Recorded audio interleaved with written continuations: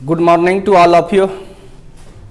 हम लोग अभी ऑप्टिकल इंस्ट्रूमेंट पढ़ रहे हैं और ऑप्टिकल इंस्ट्रूमेंट में हम लोग ह्यूमन आई के बारे में पढ़ लिए थे, मानव नेत्र के बारे में। ठीक है, थोड़ा क्लासिफिकेशन कर देते हैं आज। लिखे तो क्लासिफिकेशन ऑफ ऑप्टिकल इंस्ट्रूमेंट, प्रकाशिकीय युक्तियों का वर्गीकरण।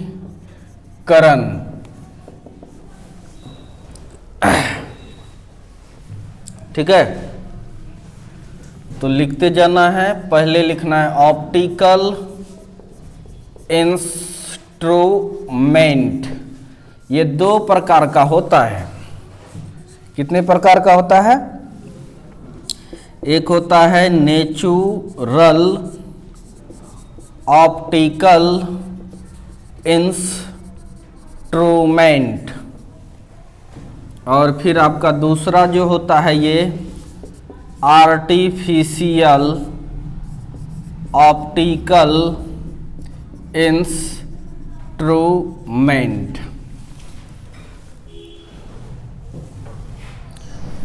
नेचुरल में हम लोग पढ़ते हैं डिफरेंट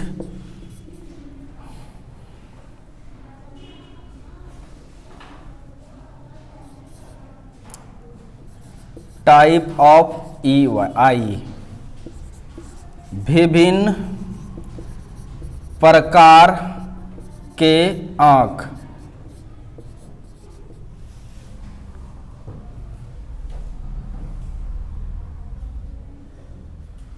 समझ में आ रहा है कि नहीं? लेकिन आपके सिलेबस में क्या है? केवल ह्यूमन आई, मानव नेत्र। तो ये पढ़ लिया हम लोग ने, मानव नेत्र। अब आइए आर्टिफिशियल में दो प्रकार का होगा। एक होता है reflecting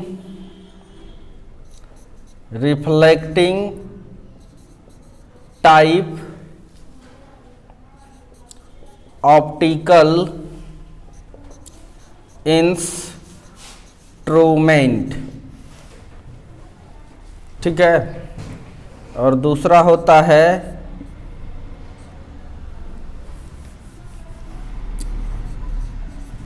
refracting type optical instrument. Hindi में जानना इसका जरूरी है। परावर्ती प्रकार प्रकाशिकीय युक्ति, और ये होता है अपवर्ती प्रकार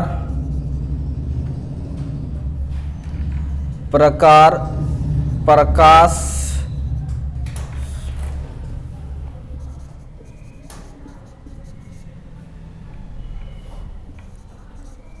युक्ति।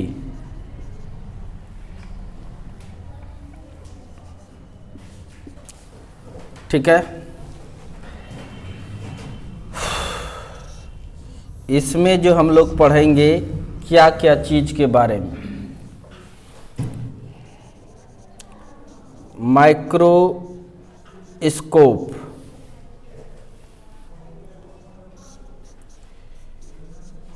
Telescope,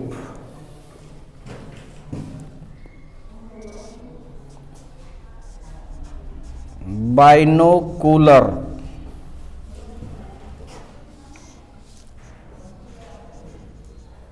camera.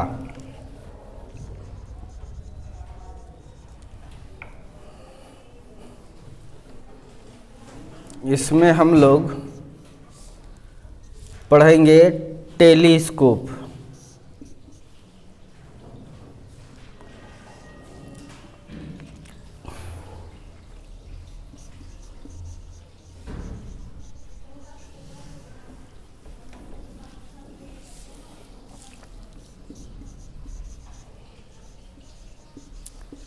टेलीस्कोप यानी इसका मतलब है कि दो तरह का टेलीस्कोप हम लोग को पढ़ना पड़ेगा।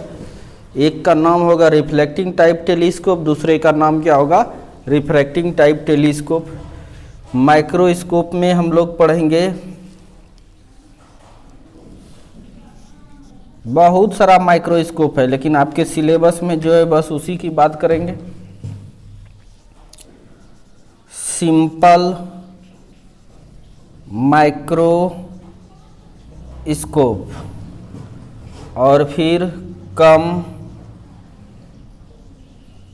Compound microscope. टेलीस्कोप भी बहुत प्रकार का पढ़ने वाले हैं हम लोग। एस्ट्रोनोमिकल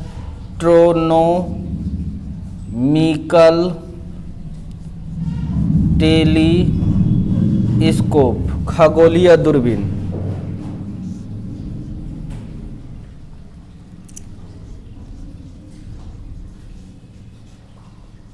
टेरेस्ट्रियल टेलीस्कोप, पार्थिव दूरबीन मतलब धरातलीय दूरबीन। और हम लोग फिर इसमें गैलीलियन टेलीस्कोप का हिंदी होता है गैलीलियन दूरबीन। इसमें भी दो प्रकार का टेलीस्कोप पढ़ेंगे, दो प्रकार का टेलीस्कोप पढ़ेंगे।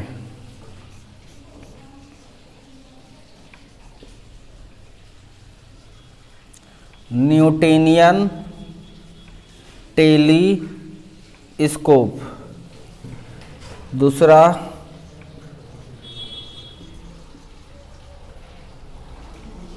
कैसेग्रेनियन टेलीस्कोप। कैसेग्रेनियन टेलीस्कोप समझ में आ गया। ये रहा आपका क्लासिफिकेशन ऑफ ऑप्टिकल इंस्ट्रूमेंट, प्रकाशिकीय युक्तियों का वर्गीकरण। तो ये है नेचुरल, हिंदी में नाम लिख देते इसका प्राकृतिक प्रकाशिकीय युक्ति। और आर्टिफिशियल मतलब क्या होता है, कृत्रिम। कृत्रिम यहां से लिखते हैं, कृत्रिम या मानव निर्मित प्रकाशिकीय युक्ति। इसका हिंदी हो गया है परावर्ती अपवर्ती प्रकार का। समझ में आएगा। माइक्रोस्कोप का मतलब क्या होता है, सूक्ष्म दर्शी। टेलीस्कोप का मतलब दूरदर्शी। बाइनोकुलर कैमरा का नाम जान ही रहे हैं। कैमरा ये सिलेबस में नहीं है, ये भी सिलेबस में नहीं है। बाइनोकुलर और कैमरा, ठीक है।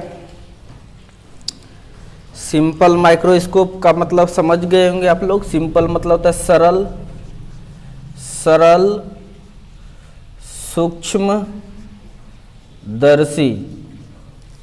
कंपाउंड का मतलब होता है यौगिक, यौगिक, यौगिक सूक्ष्मदर्शी। एस्ट्रोनॉमिकल मतलब खगोलीय, खगोलीय दूरदर्शी। टेरेस्ट्रियल मतलब पार्थिव या धरातलीय, धरातलीय तलीय दूरदर्शी। गैलीलियन मतलब साइंटिस्ट का नाम है, गैलीलियो ने बनाया था, तो गैलीलियन टेलीस्कोप ही कहते हैं, इसको भी न्यूटोनियन भी कहते हैं, इसको कैसेग्रेनियन, ये सब साइंटिस्ट का नाम है। तो आप लोग लिखिए इसको। ये है आपका क्लासिफिकेशन, ठीक है। यानी ऑप्टिकल इंस्ट्रूमेंट का कितना पार्ट होता है? 2 पार्ट। एक नेचुरल ऑप्टिकल इंस्ट्रूमेंट जो कि ह्यूमन आई अभी चल रहा है, दूसरा होता है artificial optical instrument. Artificial optical instrument एक होता है रिफ्लेक्टिंग टाइप ऑप्टिकल इंस्ट्रूमेंट। समझ में आ रहा है कि नहीं? इसमें लेंस यूज होता होगा, इसमें जो है ना लेंस, इसमें जो यूज होगा, यूज क्या होता है? लेंस, यानी रिफ्रैक्शंस पर आधारित होता है ये। कोई दिक्कत? डेफिनेशंस लिखेंगे ये सब चीज़ का। और ये इसमें जो यूज होगा, इसमें जो यूज होता है वो लेंस भी यूज होता है प्लस मिरर, यानी ये रिफ्रैक्शन भी होता है और रिफ्लेक्शन दोनों होता है, लेंस और मिरर दोनों यूज होता है। तब फिर भी इसका नाम क्या रखा है? उल्टा लिख दिए हैं, यहाँ होगा रिफ्रैक्टिंग। क्या होगा? देखो यहाँ पे, और कहीं कोई गड़बड़ नहीं है, यहाँ पर होगा रिफ्रैक्टिंग। रिफ्रैक्टिंग परावर्ती की जगह पर अपवर्ती, और यहाँ पर होगा रिफ्लेक्टिंग। रिफ्लेक्टिंग मतलब अपवर्ती की जगह पर परावर्ती। प्रकार प्रकाशिकी युक्ति और सब चीज़ ठीक है। वैसा ऑप्टिकल इंस्ट्रूमेंट जिसमें जो केवल रिफ्रैक्शंस पर आधारित होता है उसको रिफ्रैक्टिंग टाइप टेलीस्कोप कहते हैं, और वैसा ऑप्टिकल इंस्ट्रूमेंट जो रिफ्रैक्शन और रिफ्लेक्शन दोनों पर आधारित होता है उसको हम लोग क्या कहते हैं? Reflecting type optical instrument.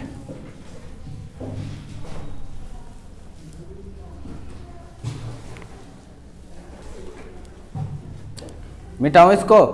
तो ये क्लासिफिकेशन दिखा दिया आपको, ये सब चीज़ें पढ़ना है हम लोग को। मिटा दो।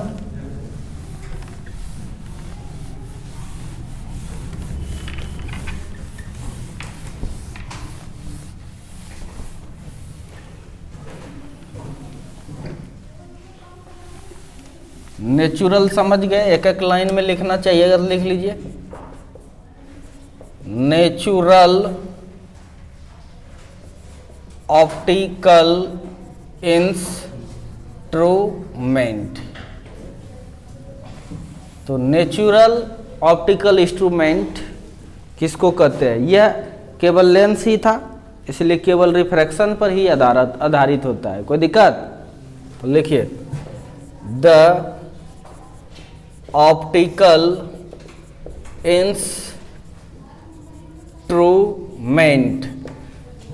इससे ऑब्जेक्टिव एक बनेगा इसीलिए लिखा दे रहे हैं। The optical instrument which is prepare by nature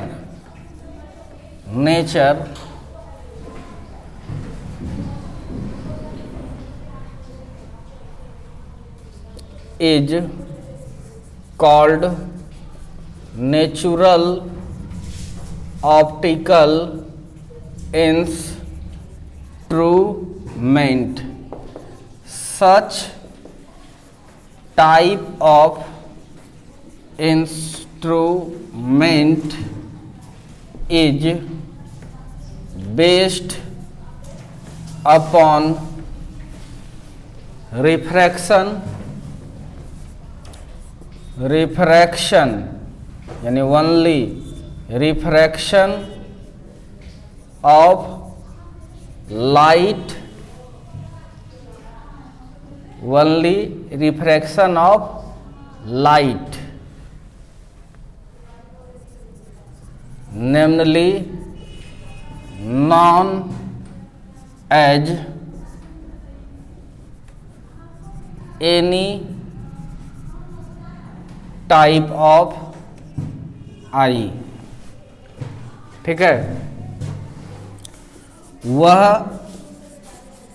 प्रकाशिकीय युक्ति जो प्रकृति मतलब भगवान, साइंस जिसको प्रकृति करता है उसी को हम लोग भगवान कहते हैं। ठीक है, पूछो तो किसी से क्या नेचर बताओ, देख रहे हो चारों ओर, क्या देख रहे हो? एक्चुअल में वो भगवान ही है न। कहने का मतलब जिसको हम लोग भगवान कहते हैं, साइंस उसको नेचर कहता है, प्रकृति कहता है। वह प्रकाशिकीय युक्ति जो प्रकृति द्वारा निर्मित है उसे प्राकृतिक प्रकाशिकीय युक्ति कहते हैं। इस प्रकार या ऐसी युक्ति या यह युक्ति प्रकाश के अपवर्तन पर कार्य करती है। इस चीज को याद रखना, नेचुरल ऑप्टिकल इंस्ट्रूमेंट किस पर करती है? अपवर्तन यानी रिफ्रैक्शन पर कार्य करती है।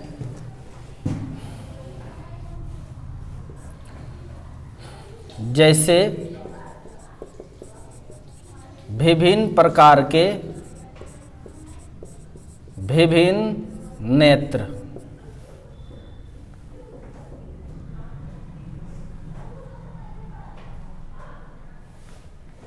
ठीक है, जैसे विभिन्न नेत्र मतलब सभी का नेत्र, ऐसा नहीं कि केवल ह्यूमन आई, किसी भी आई। ठीक है,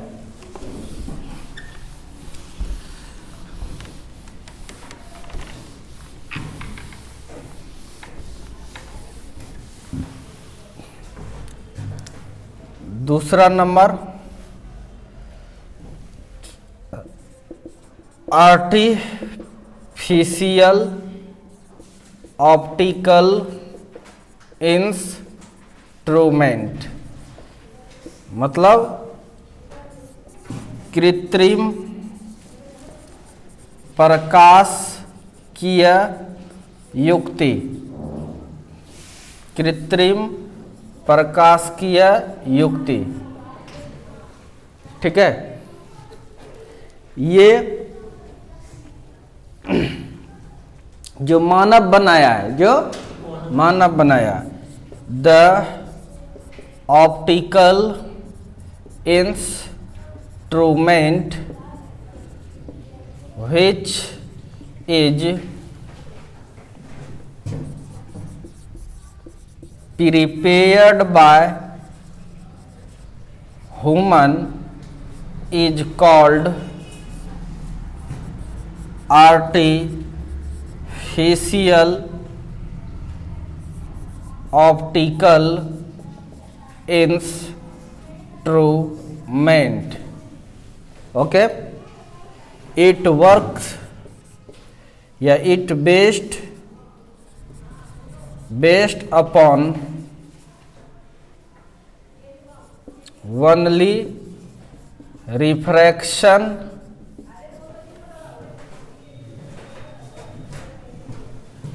based upon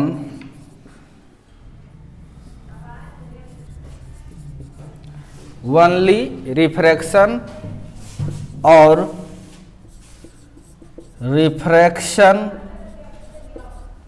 and reflection of light example बहुत सारा हो जाएगा इसलिए नहीं लिख रहे हैं इसका। वह प्रकाशिकीय युक्ति जो मानव द्वारा निर्मित किया गया है उसे कृत्रिम प्रकाशिकीय युक्ति कहते हैं। कोई दिक्कत? ये ऐसी युक्ति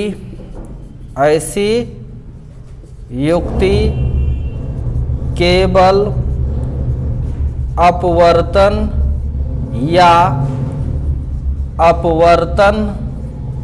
एवं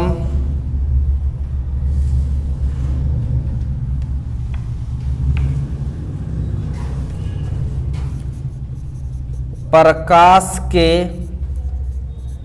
केवल अपवर्तन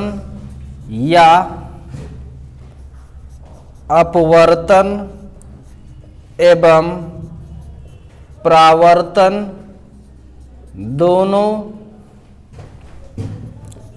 पर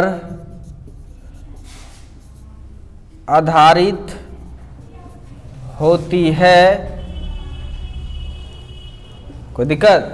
तुमसे पूछेगा आर्टिफिशियल ऑप्टिकल इंस्ट्रूमेंट जो है किस पर आधारित होता है, ऑब्जेक्टिव में दे देगा ओनली रिफ्रैक्शन, दूसरा दे देगा रिफ्रैक्शन एंड रिफ्लेक्शन। बोलो जल्दी से, दोनों पर है। कोई दिक्कत? केवल अपवर्तन पर भी निर्भर करता है, जो इधर जो पढ़े थे, और इधर वाला में जो रिफ्लेक्टिंग टाइप का था वो अपवर्तन और परावर्तन दोनों। अपवर्तन का मतलब लेंस समझ जाओ, क्या समझ जाना है? लेंस से ही होता है, और यहाँ पर लेंस और मिरर दोनों होगा। समझ में आ रहा है कि नहीं? लेंस और मिरर दोनों होता है उसमें। कोई दिक्कत? तो वो कुछ पूछ सकता है, अपवर्तन की जगह पर लेंस दे देगा, तो ऑब्जेक्टिव में हाउस में रहना है। ठीक है, केवल लेंस नहीं बोलना है, नहीं, लेंस और मिरर दोनों होगा। ठीक है, मिटाओ इसको।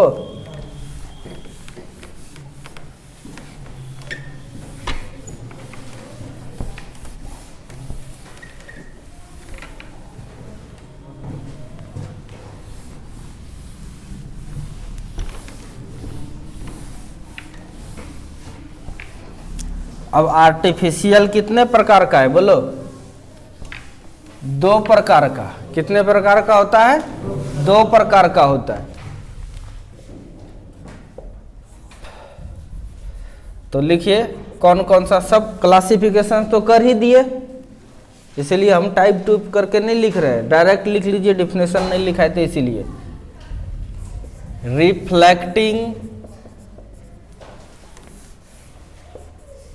रिफ्रैक्टिंग टाइप टेलीस्कोप, अपवर्ती प्रकार, टेलीस्कोप का लिखिए, ऑप्टिकल इंस्ट्रूमेंट,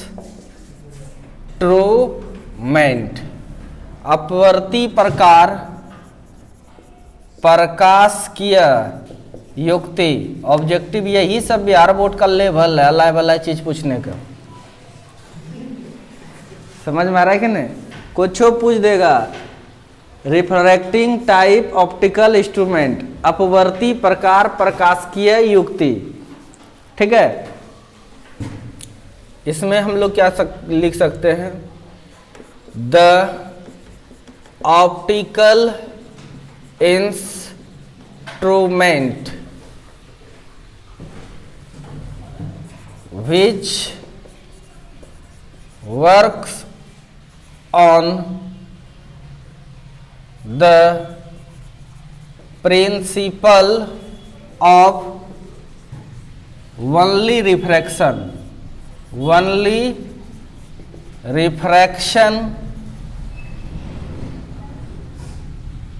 ऑफ लाइट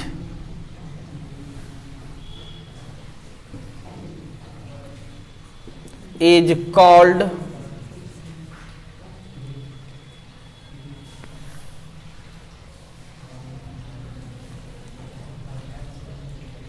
क्या लिख सकते हैं हम लोग? Refracting type optical instrument. ठीक है, हिंदी भी लिखिएगा। वह प्रकाश की युक्ति जो प्रकाश के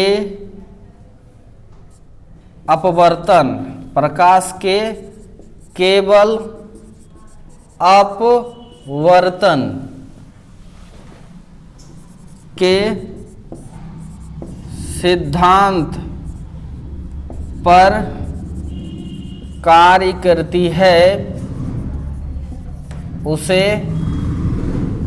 अपवर्ती प्रकाशिकी युक्ति कहते हैं।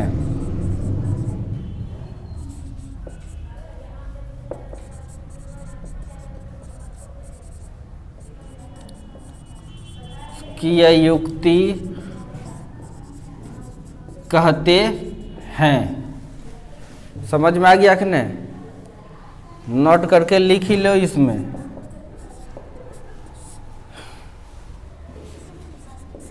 क्या क्या यूज करते हैं? लेंस। क्या यूज करते हैं? लेंस। आपका प्रिज्म में भी रिफ्रैक्शन होता है। समझ में आ रहा है कि नहीं? ज्यादातर जगह पर क्या? लेंस। बाइनोकुलर में हम लोग प्रिज्म भी यूज करते हैं। समझ में आ रहा है कि नहीं? दूसरा, reflecting type optical instrument. Reflecting type खास कर 10th तो जब पढ़ाओगे तुम लोग ना, ये सब चीज़ बता जब दोगे ना, बौला होने लगेगा बच्चा सब। बौला इसलिए होगा, बाप रे ये इतना सुलझा के थोड़ा ना पढ़ा पाता है। सीधा माइक्रोस्कोप स्टार्ट कर दिया। क्वेश्चन भी आर बोर्ड का स्टैंडर्ड डाउन है, क्वेश्चन तो यहीं सबसे उठा देता है। समझ में आ रहा है कि नहीं?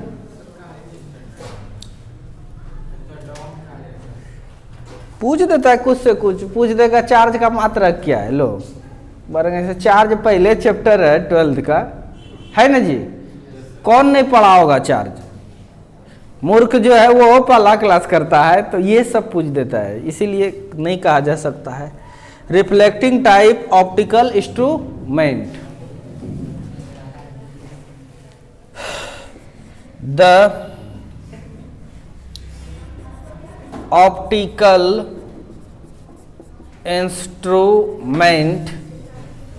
instrument which works on principle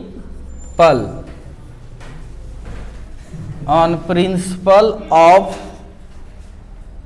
both refraction and reflection of light is called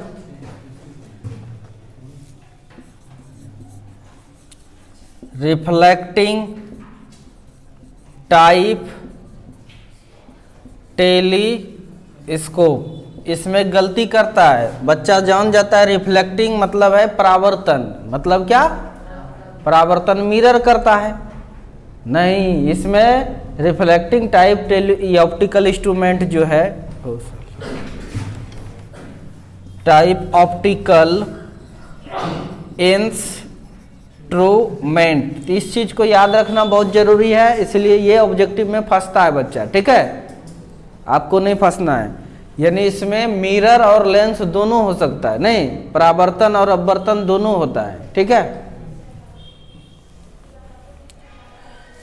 वह प्रकाश की युक्ति जो अपवर्तन एवं परावर्तन दोनों के सिद्धांत पर कार्य करती है, उसे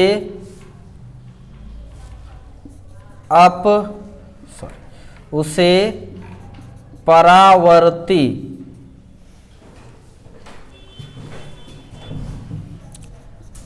प्रकाश की युक्ति कहते हैं। समझ में आ रहा है कि नहीं? इसमें क्या लिखना है आपको? लेंस मिरर दोनों।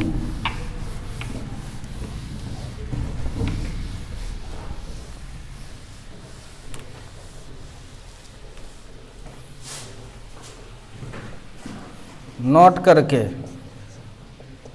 यूज, क्या क्या यूज होता है इसमें? आपका लेंस होगा एंड मिरर, ठीक है। पूछा है इसको नीट सब में कभी कभी, ठीक है। किसमें? लेंस भी होगा और मिरर दोनों। मिटाऊं?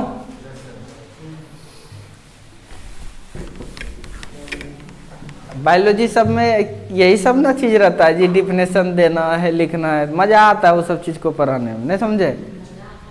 मजा क्या आता है, याद रहेगा, लिखो हैं। तो ये सब क्या है?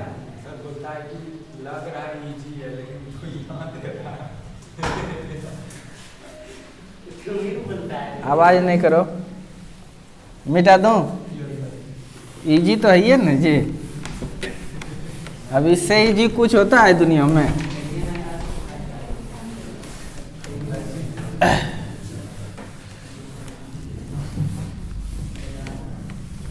मिटाऊं?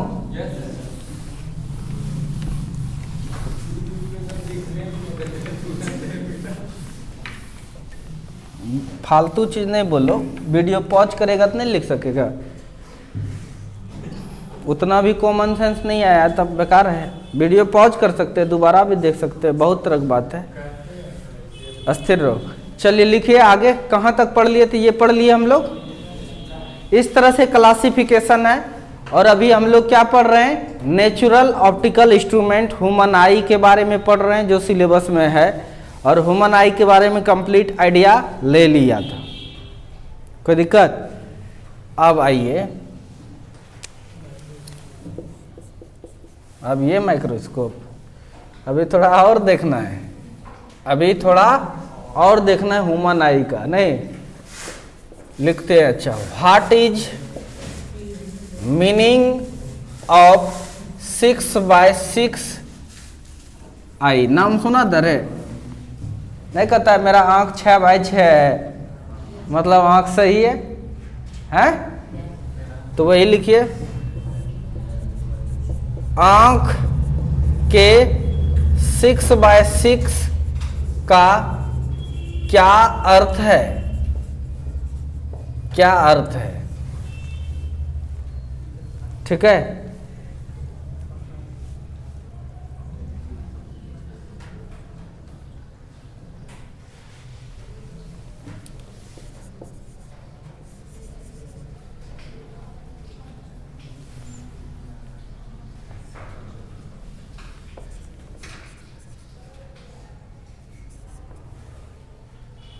चार्ट ऐसे लिखेंगे, CHAT चार्ट, स्लेनल चार्ट।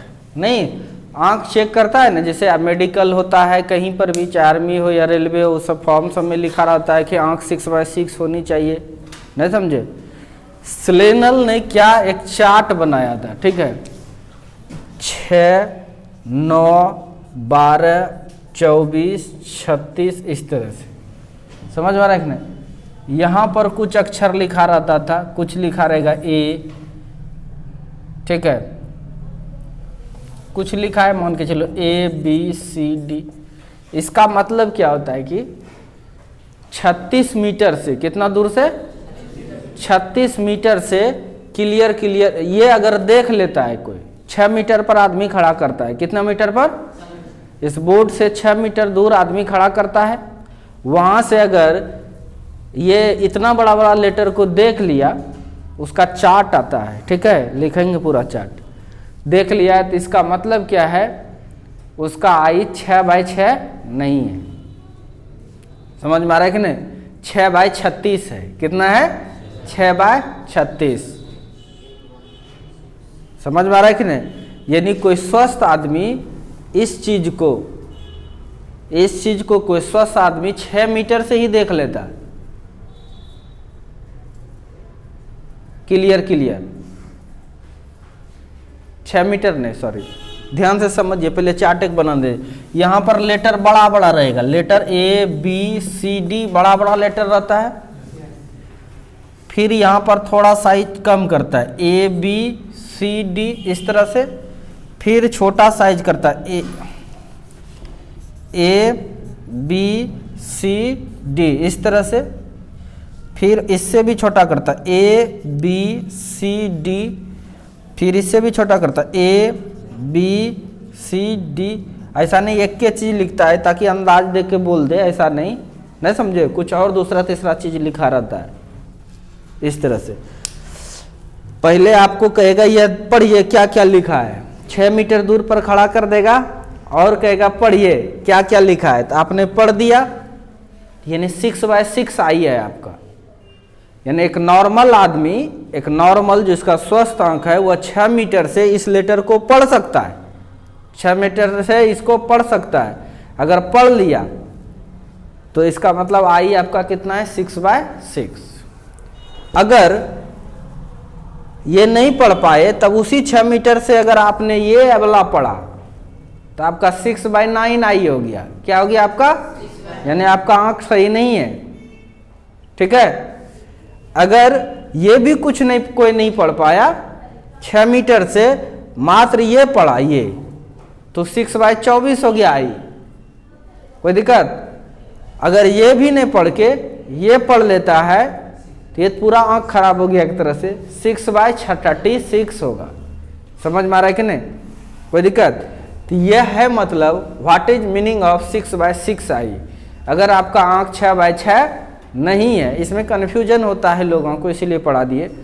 अगर आपका आई 6/6 नहीं है तो 6 मीटर से ये स्नेलन चार्ट का जब यह देखिएगा तो ये आप देख नहीं पाइएगा, इसका मतलब आपका आई 6/6 नहीं है। सबका एक चार्ट बना दिया है, किसी का आंख चेक करने के लिए डॉक्टर इसका इस्तेमाल करता है, कोई दिक्कत। तो वही है व्हाट इज मीनिंग ऑफ 6/6 आई। दूर दूर से आपके सिलेबस में ये नहीं है, लेकिन याद रखो कुछ भी पूछ सकता है। समझ में आ रहा है कि नहीं, इसीलिए 1 मिनट लगा, बता दिए। जल्दी से इसको नोट कर लो फटाक से।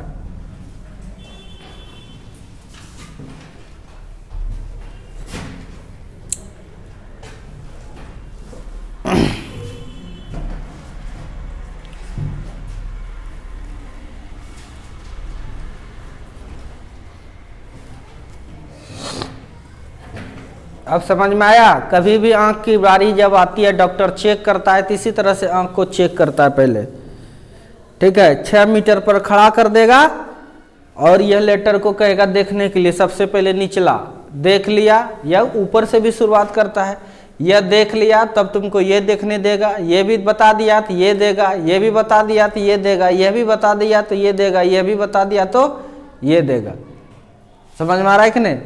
अगर सब बता दिए तब आपको 6/6 लगा देगा। जहां पर अटका वहीं पर वो पेन पटका। समझ में आ रहा है कि नहीं, वहीं पर वो पेन घुमा देगा आपका, कि अगर यहीं तक देख पाए आप तो आपको 6/12 कर देगा। आप यहां तक देख लिए 6/6। ये स्नेलन साइंटिस्ट ने दिया था, चार्ट बनाया था, इसलिए इसका नाम है स्नेलन चार्ट। लेटर डिफरेंट हो सकता है, हम एक आइडिया दिए 6/6 आई का मतलब क्या होता है। तो इसका मतलब आंख खराब भी होता है। बोलो जल्दी से, होता है कि नहीं?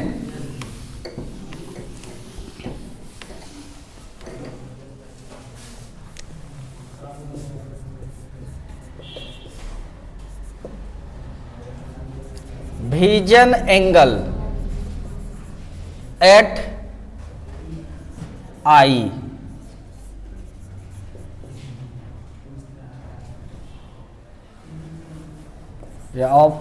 आंख का दर्शन कोण, आंख का दर्शन कोण, ये भी बहुत, यही दर्शन कोण से ही पता चलता है नहीं ऑब्जेक्ट कभी कितना बड़ा है और कितना छोटा है। दूर से देखिएगा किसी चीज को छोटा नजर आता लगता है नहीं, नजदीक से जब देखिएगा तो वो साइज बढ़ जाता है। ऐसा क्यों होता है? तो दर्शन कोण के बढ़ने से होता है। ऐसा समझ में आ रहा है कि नहीं? ऐसा क्यों होता है? दर्शन कोण के बढ़ने से। दिखा देता हूं, केवल लिखा ही नहीं देंगे, प्रूफ कर देंगे। ध्यान दीजिए, जैसे यहां से हवाई जहाज को देखते हैं, बहुत दूर है, बहुत दूर है तो आपको छोटा मक्खी की तरह लगता है, जब नीचे गिरता है तो आपसे बड़ा हो जाता है। बोलो, होता है कि नहीं? क्यों? नजदीक आने पर दर्शन कोण बढ़ जाता है, दूर जाने पर दर्शन कोण का मान घट जाता है। ठीक है, उसी का इंग्लिश में नाम है विजन एंगल ऑफ आई, आंख का दर्शन कोण। What is the meaning of दर्शन कोण? क्या मतलब है इसका? समझ में आ रहा है कि नहीं? तो लिखिए, the angle made at eye, at eye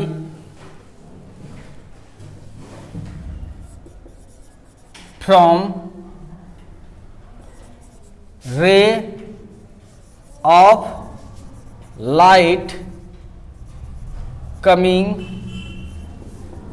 from any object is called vision angle of eye।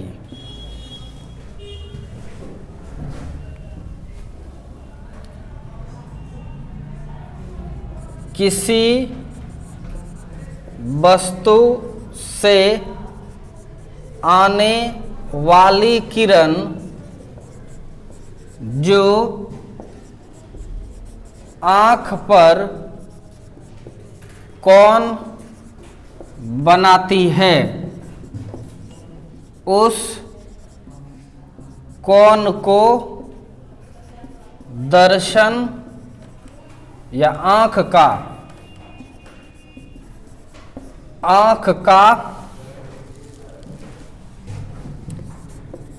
दर्शन कोण कहते हैं।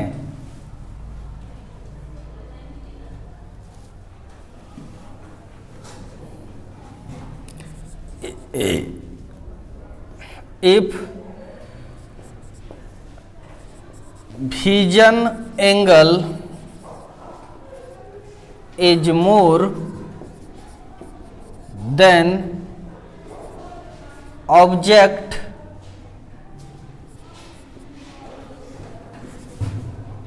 seen by eye is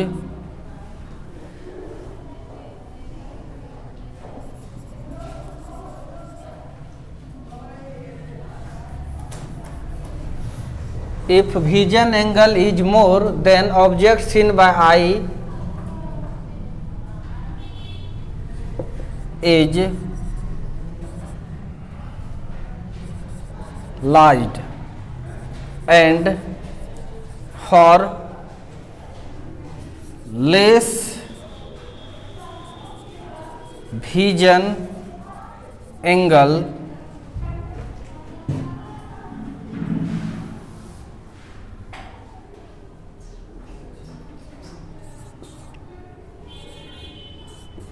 object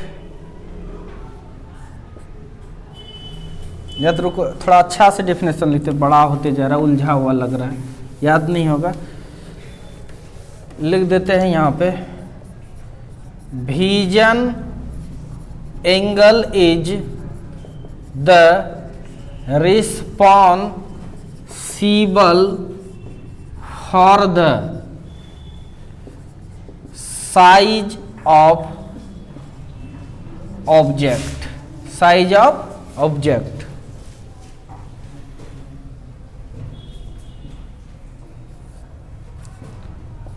दर्शन कोण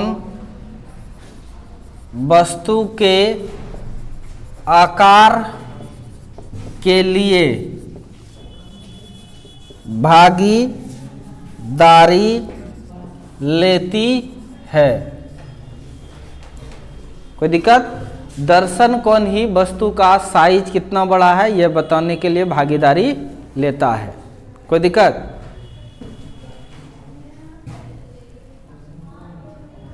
फॉर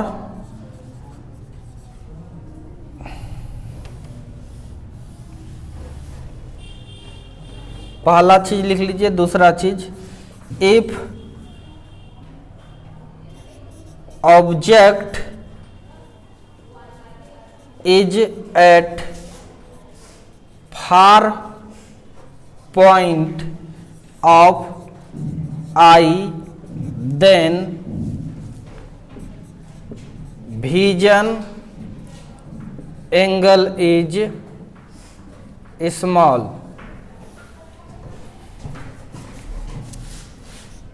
अगर वस्तु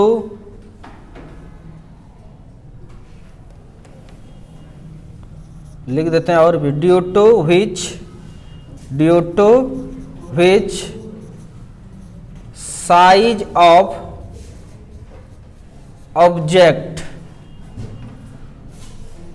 scene by eye is small. ठीक है? अगर वस्तु दूर बिंदु पर स्थित होता है तो दृष्टि कोण छोटा बनता है, छोटा बनता है। इसलिए वस्तु छोटा दिखाई देता है। ये सब चीज बहुत लोग को कंफ्यूज करता है। आज तक जानते थे ना आप लोग, छोटा क्यों दिखता है दूर में रहता है, तो वही चीज नजदीक आता है तो बड़ा क्यों दिखने लगता है। समझ में आ रहा है? किस कौन जिम्मेवार है? यही vision angle.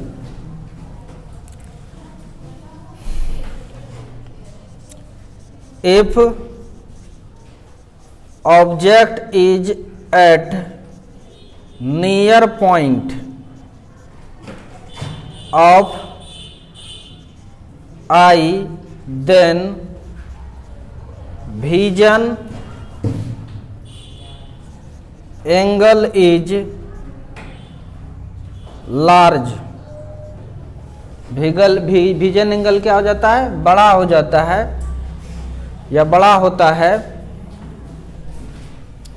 Due to which size of object seen by eye is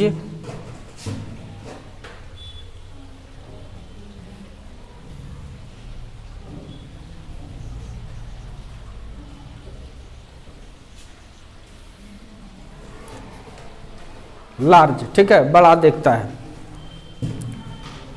अगर वस्तु, ऊपर चलते हैं,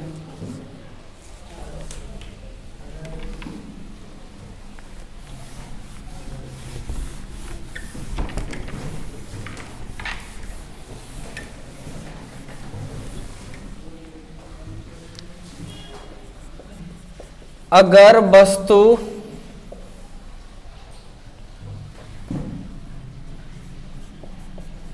आंख के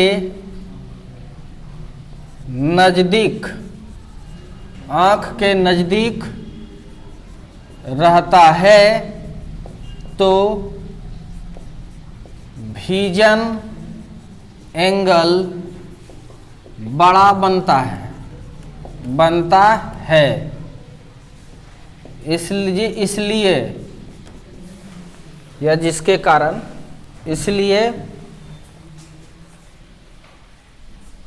वस्तु बड़ा दिखता है। बहुत सारा क्वेश्चंस का जवाब इसमें छुपा हुआ है। ठीक है, कह देगा कोई भी वस्तु बड़ा और छोटा क्यों दिखता है, तो ये सब का जवाब इससे आप लिख सकते हैं। ठीक है,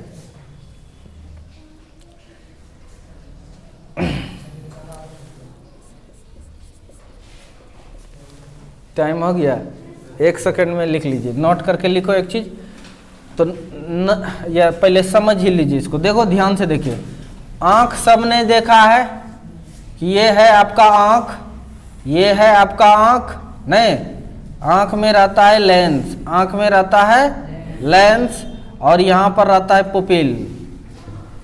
ये मान के चलो it is the imaginary principal axis. समझ में आ रहा है कि नहीं? अब लो एक फार पॉइंट ले लिए, ये फार पॉइंट मतलब दूर ले लिए। एक वस्तु यहाँ पर है, वस्तु यहाँ पर है, तो यहाँ पर जो आई से किरण पुपिले में ना घुसता है कि पूरा लेंस में नहीं घुसता है। पुपिल का साइज जितना है तो उसी में घुसेगा। तो मान के चलिए यह लाइट आया यहां से,